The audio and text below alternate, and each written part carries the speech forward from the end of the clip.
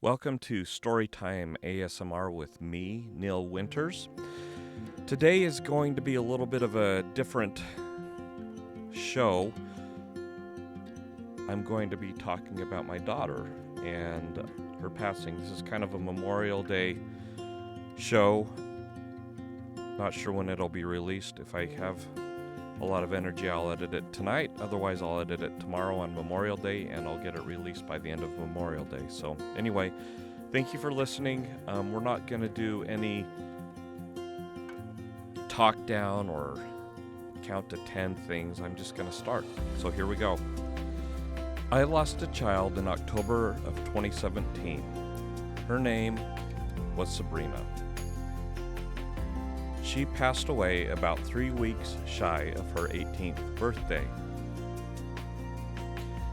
It's May 2025 now, so that loss happened almost 8 years ago. It's hard to believe it's been that long.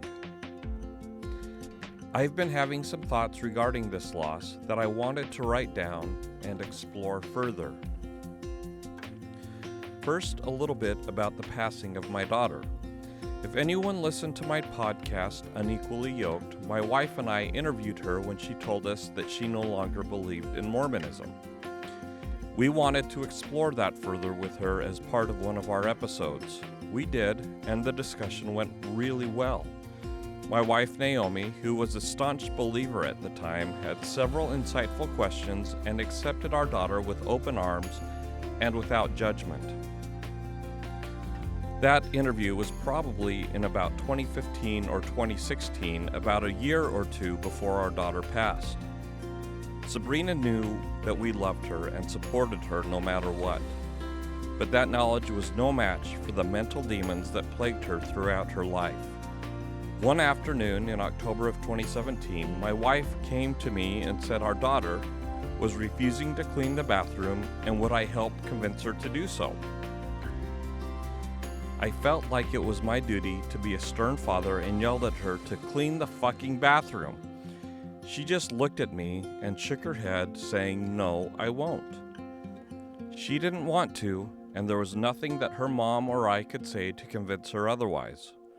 But shortly after I had yelled at her, and after my wife had yelled at her, she got it into her head that life was no longer worth living. She went in the bathroom and locked the door. I remember standing in the kitchen and thinking that she was in the bathroom and probably just cleaning it. Then about 3 minutes went by and we noticed the bathroom was eerily quiet. Something bubbled up in Naomi and me at the same time and we said, "This is not good." We pounded on the door and she let us in after what seemed like several minutes. When we burst into the bathroom, she was lying on the ground, almost catatonic.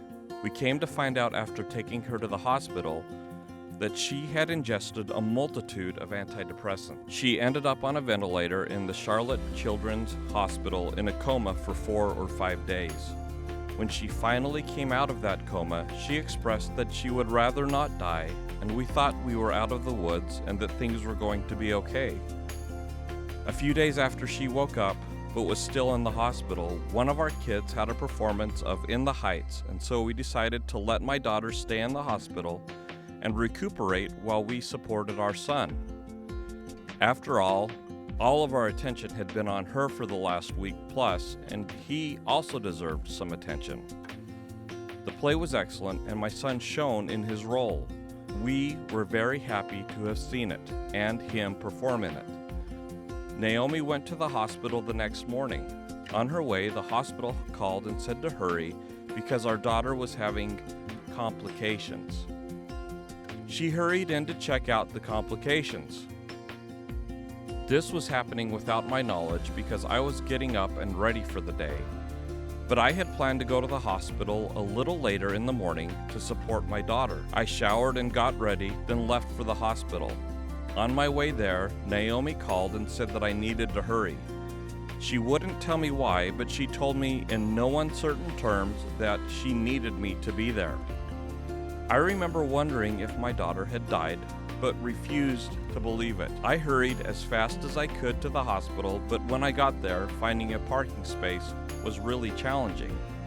Naomi called me in the parking lot and told me to hurry in. I was thinking, I'm hurrying as fast as I can, but can't find a damn spot. I didn't say that to Naomi, but was very frustrated that nobody seemed to care about what was going on in my world. In all fairness, nobody knew what was going on in my world. They just saw a random guy in a red car trying to find a parking spot. I finally found a spot and made my way up the elevator. When I got to the ICU floor, I saw a sign on the waiting room door. It said the room was reserved for the Winters family. I thought, that's odd. Naomi ushered me into the room and told me that our daughter had died. My first reaction was disbelief.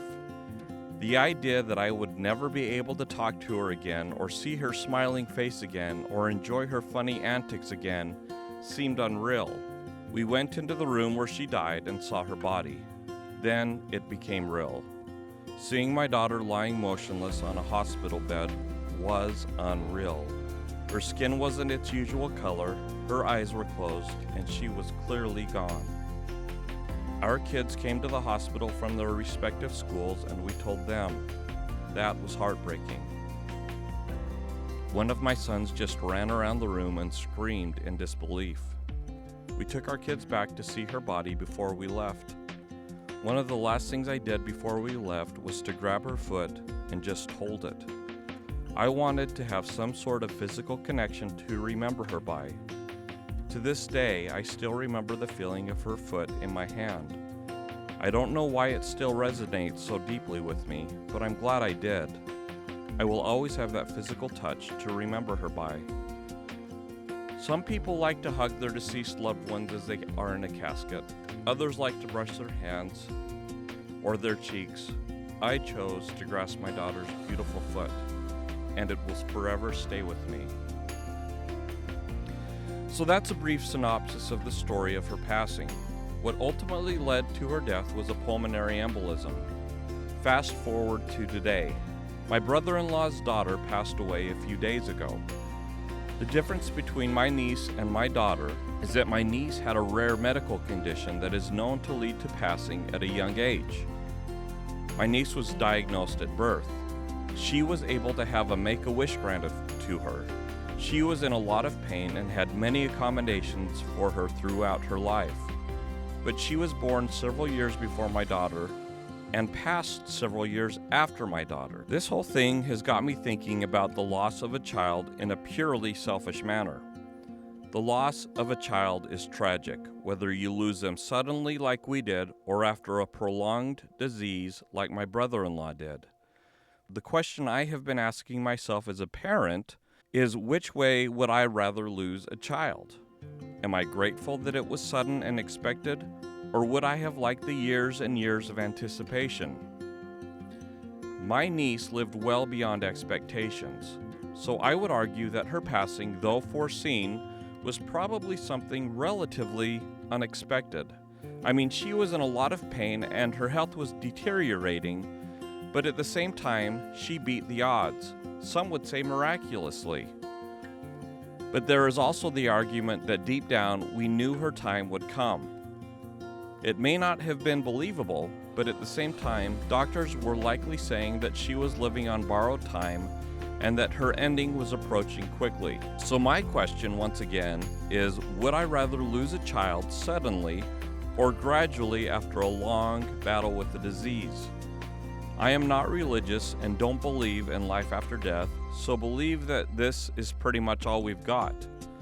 So this whole discussion is being had from that lens rather than from the lens of a believer who thinks that my niece is going to a mystical place in the sky where all of her worries and ailments are taken away.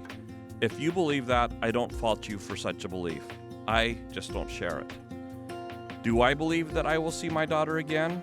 Honestly, no. But there is also a huge part of me that hopes to see her again, even if it's in a reincarnated form. I want to ask her about her life and the decisions she made. She was hilarious and made us all laugh. We just didn't understand the gravity of the mental health issues that were plaguing her. Before I answer the question that I've asked, I wanted to talk briefly about a line from the song Take On Me by Aha. That line is, "It's no better to be safe than sorry." I've given some thought to that line. It's a pretty black and white line in the context of that song. It's basically saying that the reward is worth the risk no matter what the risk is, or what the cost is. My question is this: is it worth the risk of losing your life to obtain the possible glorious reward? Like, would you rather die at a young age doing something you love, or live a long life never having experienced some of the same fears or adrenaline rushes of those who died young? For example, would you rather die as an accomplished skydiver as a result of an equipment malfunction than as an old person as a result of dementia? The skydiver presumably lived a full life up to the end, and because they had jumped from a plane multiple times, was taking all of the necessary precautions to be safe in their jump. Then a parachute failed to open, and they fell to their death. In my hypothetical, the old person with dementia lived a full life. They were never a risk taker, never went skydiving or rock climbing, but did provide a stable home for their kids. The dementia person did things by the book. They went on vacations with their family, saved for retirement, created happy memories, and had a loving relationship with their significant other. The point is that this person was safe more often than they were sorry. Both the dementia patient and the skydiver ended up at the same place: death. It's just that one of them ended up there as a 20-something and the other ended up there as a 70-something. Some would argue that going out with a bang as a 20-something, doing a thing that you love, and that breathes life into you is the best way to go. I'm not sure I subscribe to that line of thought. In my mind, the dementia person has lived a full life and has lived it in such a way that they benefited those around them. Of course, the skydiver probably has benefited people around them too. This whole PC thing can be a tough banner to write under because there are exceptions to every circumstance. But I do think that the skydiver didn't get the opportunity to experience some of the joys and struggles that aging brings a person. They didn't get to see the results of their legacy the same way an older person might get to experience. So for me, I'd rather be safe than sorry. I'm happy to be nearing 50, having not been a crazy kid, risking death to do something that brought me adrenaline. Having said that, I can think of one thing that I did that could have ended up in my death. When I was about 27 or 28 years old, I went on a road bicycle ride over the Alpine Loop in Utah. It was an incredibly steep ascent up to 10,000 feet and an extremely steep descent back down to 5,000 feet. During the descent, I let my bike roll wide open. I looked at the speedometer and saw that I was doing 60 miles an hour. That was incredibly fast and felt amazing. But I don't think dying would have been worth going that fast. In the moment, however, it did seem to me to be worth it. We all take those risks in the heat of the moment, I guess. We are just short-sighted enough to not think of the long-term consequences as we are having those experiences. Had I died as a result of crashing on that steep road or getting run over by a car as I crossed the road, number one, I wouldn't have known about it because I would have been dead. But number two, it would have severely impacted my family. It would have devastated them, and they possibly rightly would have called me selfish in my desires. I would have died sorry and not safe. So how did my daughter die? Was she safe or sorry? I would say that in the context of that song, my daughter probably died sorry, and my niece died safe. Both lives tragically ended too soon. But one lived life knowing that it would come to an early end, and the others ended early despite planning for a long life. Something as simple as braces comes to mind in regards to these two young ladies. I don't know if my niece had braces or not, but my daughter did. It was a major part of her tween years. She did YouTube videos with them on. And why would we get them for her? Because we wanted her to have a healthy mouth for years and years and years. Had we known that she was going to die just a few years after she had the braces removed, would we have gotten them for her? In dollars and cents, and knowing what I know now, braces would have been a pointless investment. Heck, sending her to school would have been a pointless investment. but I would have done it anyway. I would have wanted her to have as normal of a life as possible, which I know my brother-in-law and sister-in-law did for my niece. My niece went to school, had friends, and was treated like a normal kid despite her prognosis. The difference with my daughter is that we had no idea that a short prognosis was in place for her life, and her sudden passing was the ultimate shock. As I think about this concept of having a child die unexpectedly versus expectedly, I'm reminded of a story I used to hear when I was religious. In this story, there was a mother whose child died unexpectedly, and she had a vision about it. In the vision, she was in a pre-earth existence, and an angel told her that she would lose one of her children when that child was young. The question the angel posed to her was, knowing that you'll be losing a young child, would you rather them die from a long-term illness, or would you rather have them die unexpectedly? The mother's answer was die unexpectedly. Now I'm thinking about the pain and suffering my child would go through if they died after a long battle with an illness. Cancer and chronic conditions are incredibly painful to experience. A quick death means less suffering, and seeing any of my children suffer pains me to no end. Now that I've written all of this, and knowing what I went through losing my daughter, I do think I'd rather lose a child quickly. But I wonder if someone who loses a child after years of suffering would feel the same, because that parent got to prepare for the passing and also knowingly impart to their child how important they were. I did the same with Sabrina, but perhaps not with the same amount of urgency. I do want to say that I went back and read text messages between her and me after her passing. I think I ended almost every conversation I had with her with, "I love you." I wanted her to know that she was loved regardless of what was going on in her life. The most important thing I have taken from this experience is that life is precious and you never know when or how a loved one will pass. The important thing is to make sure your loved ones know that you love them. That could be your child, it could be a sibling, it could be a parent, it could be a significant other. Just always remind them that you love them and also show them as much. We never know what breath will be our last. So that was my essay on losing a child. Would I rather it happen quickly or slowly?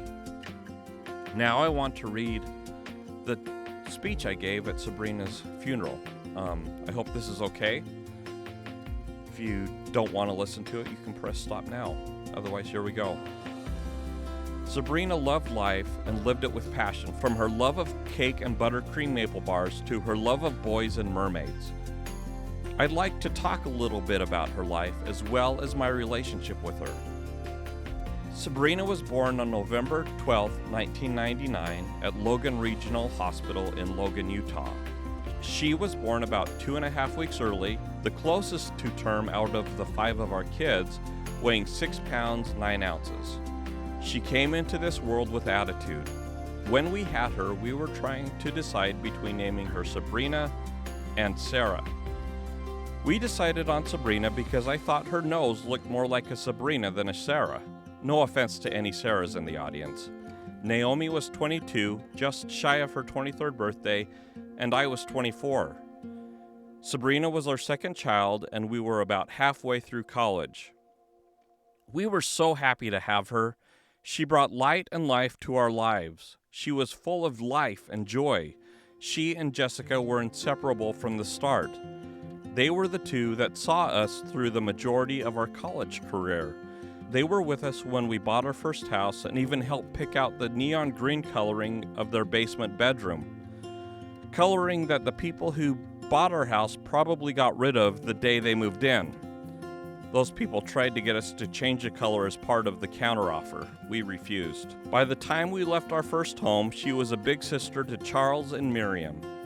She became a big sister to Josh just after we moved into our second home. She was a wonderful big sister. All of the kids loved her, looked up to her, and wanted to be like her.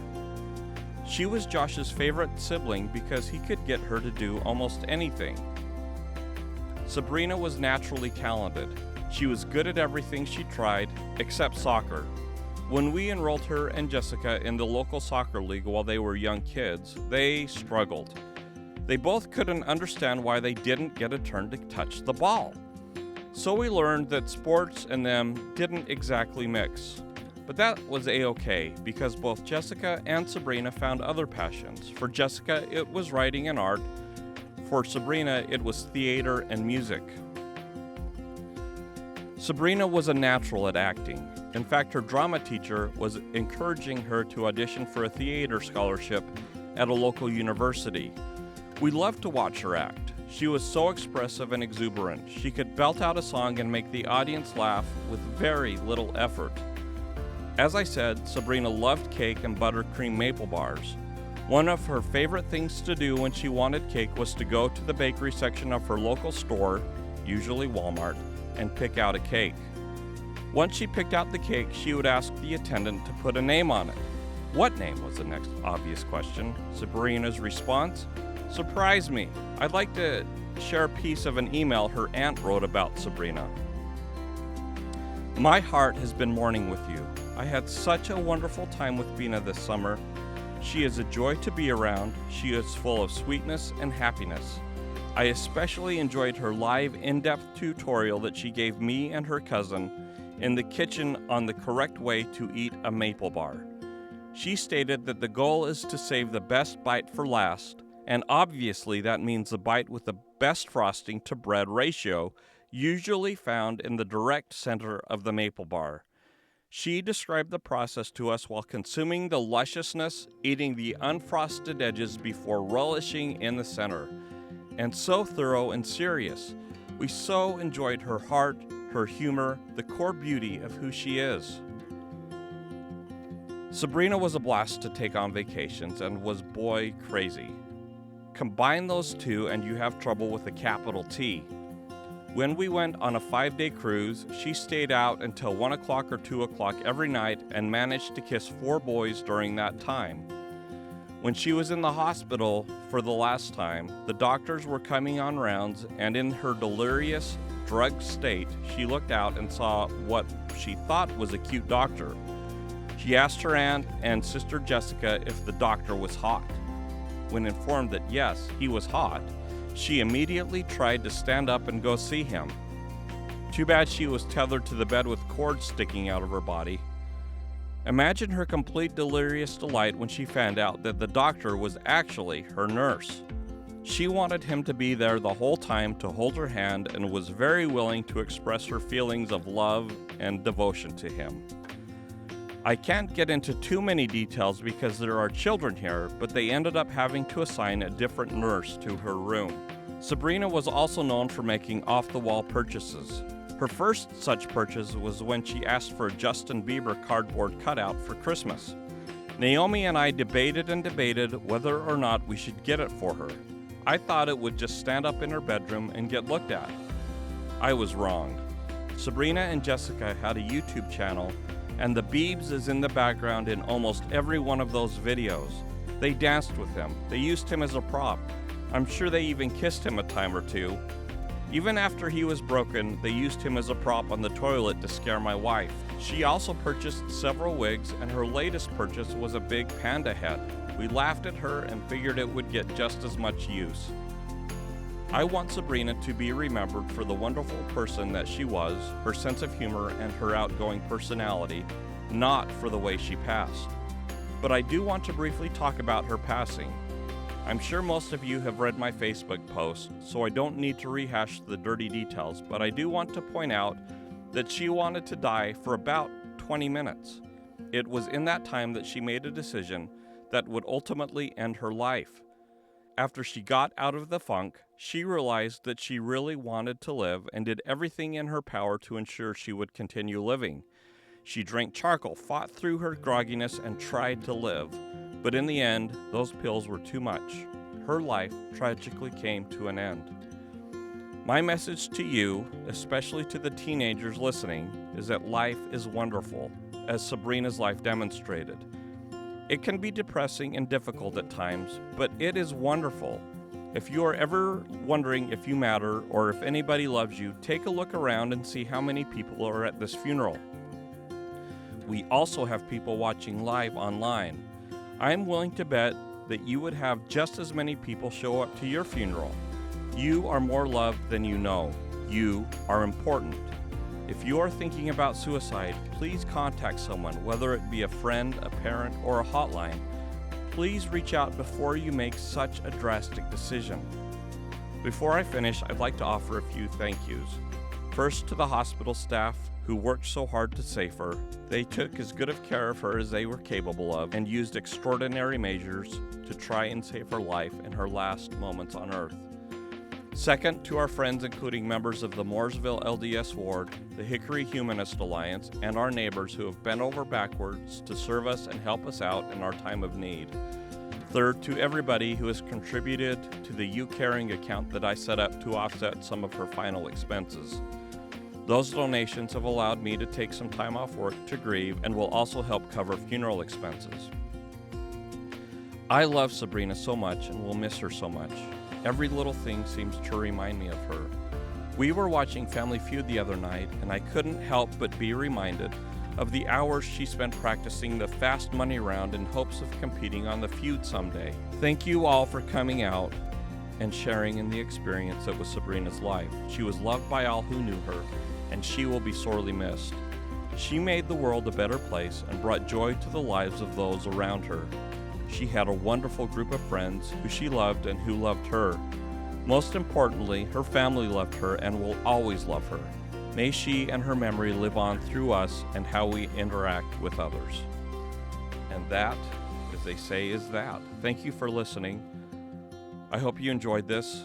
I enjoyed remembering Sabrina, and like and subscribe if you are so inclined. Bye-bye.